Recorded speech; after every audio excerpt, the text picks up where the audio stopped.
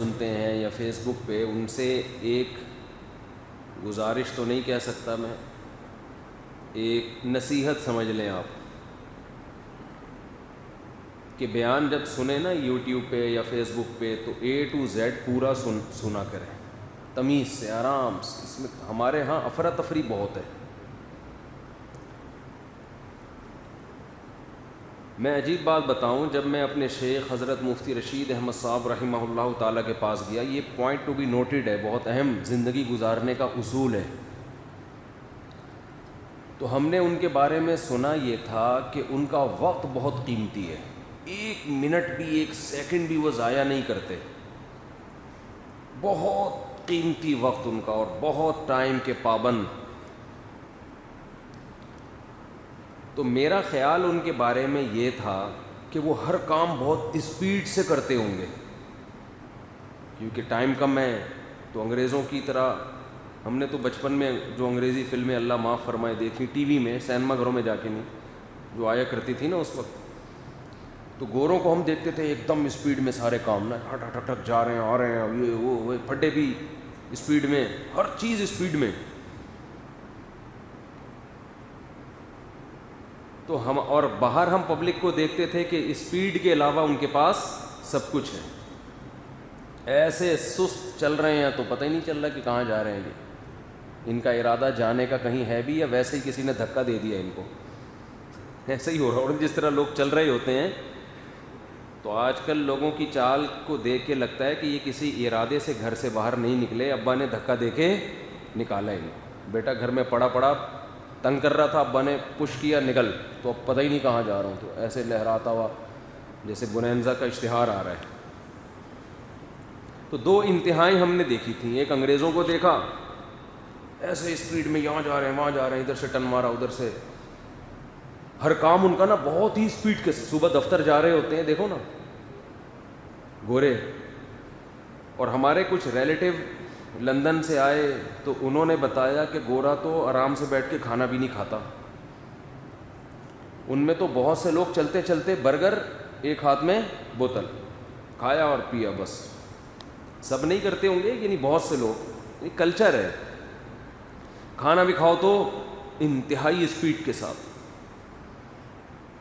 بس بچے پیدا کرنے میں سست ہیں، ان میں ہماری اسپیڈ الحمدللہ اچھی ہے، ٹھیک ہے، اس میں ان کی اسپیڈ کم ہے، ہماری الحمدللہ ابھی تھوڑی سی سستی آنے لگی ہے، لیکن میرے بیان جو سن رہے ہیں پراپر، ان کی اسپیڈ مینٹین رکھا ہوا ہے انہوں نے اسپیڈ کو الحمدللہ۔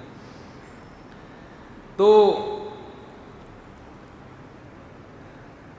جو گوروں میں ہم نے دیکھا کہ بھائی برگر کھاؤ، بس کیا روٹی پراٹھے بیٹھ کے لقمہ چبا چبا کے گھنٹہ لگا دینا، یہ ان کے ہاں نہیں۔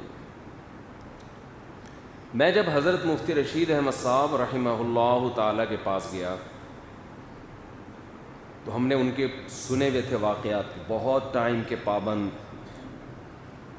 ہمارے حضرت ایک مثال دیا کرتے تھے کہ بوتل جب مکمل بھری ہوئی ہوتی ہے تو اس میں ایک بلبلہ بھی نہیں ہوتا، ہوا کی جگہ بھی نہیں ہوتی،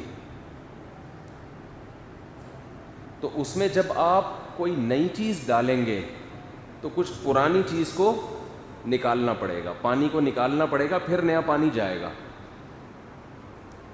فرمایا اس بوتل کو یوں کریں دائیں کریں بائیں کریں، اس میں جگہ ہے ہی نہیں، جگہ بنانے کے لیے پرانا پانی آئے گا تو پھر نیا پانی جائے گا، ہوا کی جگہ بھی نہیں ہے۔ تو فرمایا کرتے تھے کہ ہمارا ٹائم ایسا ہونا چاہیے، ہماری صبح سے لے کے رات سے لے کے صبح تک کا اسکیجول ایسا ہونا چاہیے کہ اس میں کسی نئی چیز کی جگہ بالکل بھی، بولو نہ ہو۔ نئی چیز جب آئے جب پرانی نکلے،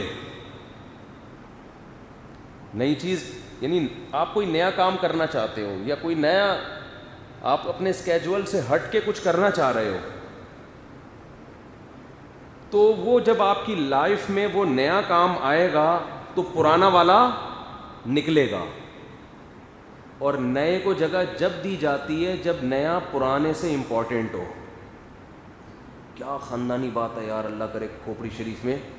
یہ کھوپڑی شریف کا لفظ اتنا مشہور ہو گیا. کل کسی نے مجھے بتایا کہ ہمارے بچے آپ کا بیان سنتے ہیں اور دوسرے کو کہہ رہے تھے کہ کیا کھوپڑی شریف میں بات آ رہی ہے کہ نہیں آ رہی ہے. بچہ سمجھا رہا تھا اس کو. ایک افغانی پٹھان مجھے کہہ رہا ہے, افغانستان کا پشتو, پتہ نہیں کیا کہہ رہا ہے کہ بڑا خاندانی کام کیا ہے انہوں نے کابل میں. میں نے کہا خاندانی کا لفظ کہاں سے لے لیا آپ؟ تو اللہ کا شکر ہے اردو یہاں سے ایکسپورٹ بھی ہو رہی ہے. تو جب بھی بوتل میں یا آپ کے گھر میں کوئی دراز ہے, بوتل سے زیادہ آسان مثال ایک ڈراز کی ہوگی نا, اس میں چیزیں بھری ہوئی ہیں اور آپ کے پاس وہی ہے, اس میں مزید آپ کچھ نہیں ڈال سکتے. فرض کر لیں نوٹوں سے بھری ہوئی ہے, پاکستانی روپیز 5,000 نوٹ کے گڈیاں اس ڈراز میں, وہ دراز جو ہے فل ہے, اس میں مزید ایک گڈی بھی نہیں آ سکتی, 1 روپیہ کی بھی گنجائش نہیں ہے, آپ نے بھر دیا اس کو. اب اگر کوئی آپ کو آ کے گفٹ دیتا ہے 5 روپے کا سکہ, یا کوئی روٹی گفٹ کر دیتا ہے آپ کو, اور آپ کے پاس اس دراز کے علاوہ اس روٹی کو رکھنے کی جگہ نہیں ہے, یا اس 5 روپے کو رکھنے کی جگہ نہیں ہے, یا 1000 کے نوٹ کو رکھنے کی اب جگہ نہیں ہے, اتنا فل کر دیا کہ اب دراز بندی نہیں ہو سکتی اگر آپ مزید کچھ رکھیں گے اسے. تو آپ کچھ 1000 کی خاطر 5000 کا نوٹ نکالو گے؟ بولتے کیوں نہیں؟ بولو. 5000 کی مثال کے بجائے میں 1000 کی مثال دیتا ہوں, وہ زیادہ اچھی طرح کھوپڑی میں آئے گی, کیونکہ 5000 کے نوٹ کی ویلیو ڈالر یا ہم مسقط کے کرنسی یا کویت کی کرنسی سے بھی مقابلہ نہیں کر سکتے نا, وہ تو 5000 تو اس سے بھی زیادہ ہے. ایسی مثال ہو جس کا مقابلہ تو کرایا جا سکے نا. 1000 کے نوٹ سے بڑی ہوئی ہے. اب کوئی 500 کا نوٹ آپ کو لا کے دیتا ہے, آ جائے گا اس میں؟ نہیں آئے گا. تو آپ کو پتہ ہے 500 رکھنے کے لیے نکالنا کیا پڑے گا؟ 1000. تو آپ یہ گھاٹے کا سودا کرو گے؟ نہیں کرو گے. آپ بولو گے بھائی میرے پاس جگہ نہیں ہے, جیبیں بھی فل ہیں, دراز بھی فل ہے, اور اس کے علاوہ میرے پیر صاحب نے منع کیا کہیں اور پیسے رکھنے سے. مثال دینے میں گورنمنٹ کی طرف سے کوئی پابندی نہیں, مثالیں فرضی ہی دی جاتی ہیں. قرآن نے بھی بہت سی مثالیں دی ہیں جو فرضی ہیں. او کظلمات فی بحر اللجی یغشاہ موج من فوقہ سحاب, سمندر کی تہہ کا اندھیرا, لہروں کا اندھیرا, بادلوں کا اندھیرا, اور سمندر کی تہہ میں کھڑا ہو کر اپنا ہاتھ نکال رہا ہے, ہاتھ نظر نہیں آ رہا. تو جیسے یہ شخص اندھیروں میں ہے, کافر اس سے بھی زیادہ اندھیروں میں ہوتا ہے. اب بتاؤ یہ فی نفسی ہی یہ مثال پاسبل ہے, ممکن ہے کہ ایک آدمی سمندر کی تہہ میں ہو, اتنے اندھیرے ہوں, اور ہاتھ نکال کے چیک کر رہا ہو؟ عملاً ممکن ہے؟ کیا ہو گیا؟ بول دو نہیں ہے. یہ تو بندہ مر جائے گا. لیکن اتنی گہرائی میں جا کے کھڑا ہو کیسے ہوگا؟ ہاتھ نکال کے دیکھا گیا. کیوں؟ یہ میں اس لیے کہہ رہا ہوں کہ میرے بیانات پہ بعض لوگ کہہ رہے ہوتے ہیں فرضی کس سے کہانیاں سنا رہا ہے. فرضی کس سے نہیں سنا رہا, یہ مثالیں پیش کر رہا ہوں, اور ان مثالوں سے وہ چیز ثابت کر رہا ہوں جو قرآن و سنت سے ثابت ہے. اور مثالوں کے ذریعے قرآن و سنت کی باتوں کو ثابت کرنا یہ اللہ کی سنت ہے. ایک دفعہ میں نے ایک بیان کیا, ایک آیت پڑھی, اسی کی تشریح میں پورا بیان ہو گیا مثالوں سے. اسی آیت کو سمجھاتا رہا مثالوں کے ذریعے, واقعات کے ذریعے. بیان کے بعد ایک صاحب کہنے لگے پورا بیان سنا, ایک آیت پورے قرآن میں پورے بیان میں آپ نے بیان کی, باقی تو ساری اپنی باتیں کرتے رہے ہو بیٹھے. ہم یہاں قرآن و حدیث سننے کے لیے آتے ہیں, آپ کی باتیں سننے کے لیے نہیں آتے. میں نے ان سے کہا پورے بیان میں قرآن و سنت کے خلاف کوئی بات سنی ہے آپ نے؟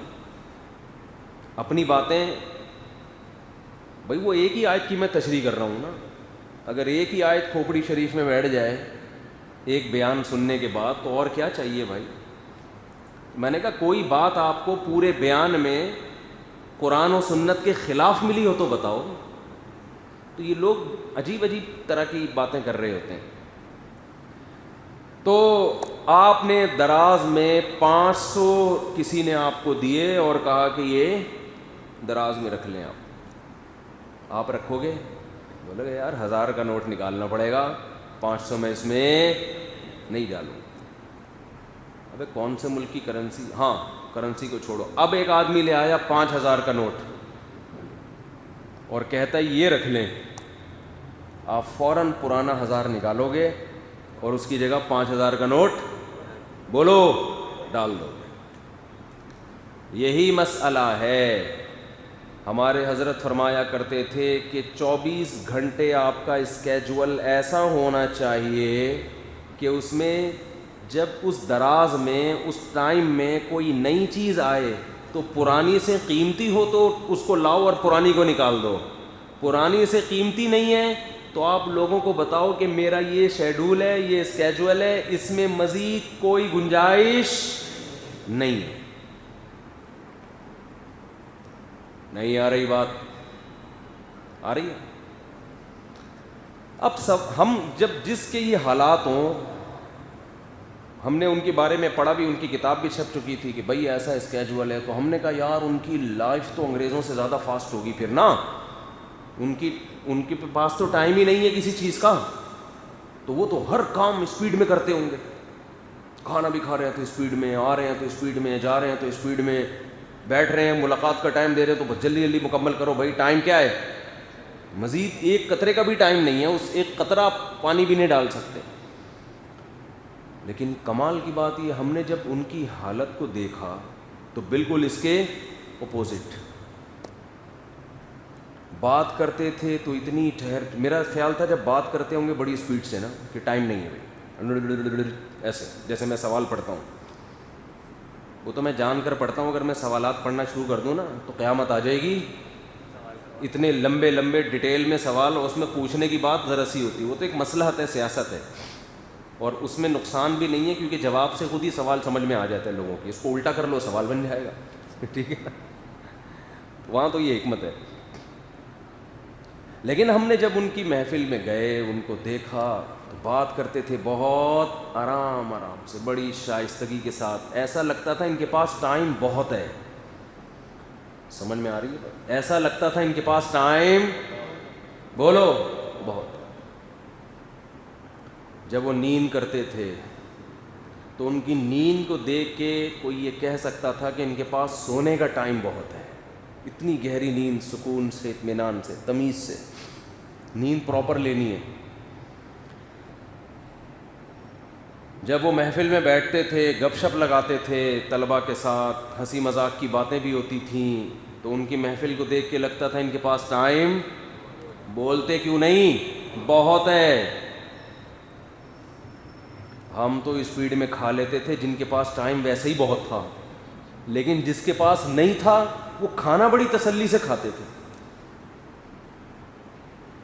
ہم نے حضرت کے ساتھ کھانا بھی کھایا، اتنے آرام سے لقمہ چبا رہے ہیں، خرامہ، ٹھیک ہے نا، چلنا ان کا ایسے آرام سے آتے تھے، بیٹھتے تھے۔ کوئی تحقیق کرنی ہوتی، جب مجلس سے تحقیق ہوتی ہے نا مسائل کی،